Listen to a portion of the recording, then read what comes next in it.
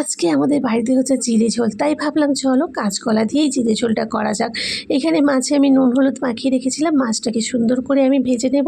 এপিঠ ওপিঠ উল্টিয়ে কিন্তু ভালো করে ভেজে নিতে হবে। তারপরে ওই তেলের মধ্যে আমি আলুগুলোকে ভালো করে ভেজে নিয়েছি নুন হলুদ মাখিয়ে। তারপরে কাঁচকলাতে একটু নুন হলুদ দিয়ে ভালো করে আমি ভেজে তুলে নিয়েছি।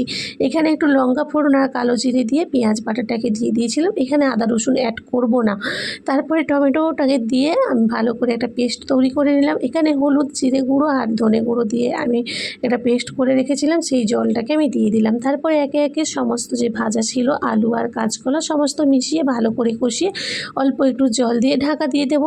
তারপরে ঢাকাটা তো খুলে আমি ফুটে উঠলেই মাছটা দিয়ে দেবো। সুন্দরভাবে আমার তৈরি হয়ে গেছে একেবারে হালকা কালো জিরে ঝোল। দেখো কত সুন্দর হয়ে গেছে একবার। চলো তোমাদের সঙ্গে একটু শেয়ার করা যাক। দেখো গরম গরম কিন্তু আমি টেস্ট করে নিলাম, একেবারে ফাটাফাটি হয়েছে বন্ধুরা। নিজেরা কিন্তু তো